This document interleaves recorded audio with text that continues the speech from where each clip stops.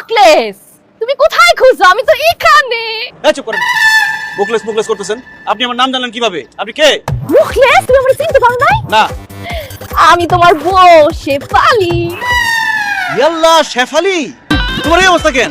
তুমি না গ্রামে থাকতে শাড়ি চুড়ি থ্রি পিস পরতা, এখানে জিন্সের প্যান্ট পরছো। আই হাই, কাবার সিরা প্যান্ট পরছো। কি হয়েছে তোমার?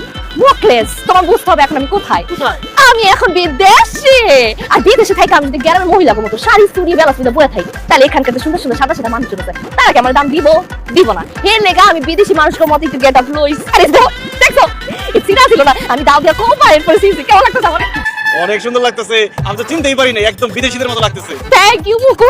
কিন্তু এটা কি মুকু? তুমি কিন্তু এখন পর্যন্ত আমার একটা হাগই দাও নাই। আচ্ছা, আমার একটা হাগ। হেৎ, এখানে রাস্তাঘাটে হাগামতা নিষেধ। বাথরুম আছে, তান্ডাস আছে। ওহ নো মুকু, কি মূর্খ থেকে গেলা। আমি তো হাগের কথা বলতেছি। হাগ মানে হইতেছে কোলাকুলি, একটু জড়ায় ধরা। বিদেশে যখন মানুষজন প্রথমবার দেখে তখন একটু জড়ায় ধরা। আসলে আমার একটু জড়ায় ধরা, হাগ দাও। ও জরা জরা কথা কইতেছো, তা আগে কইবা না?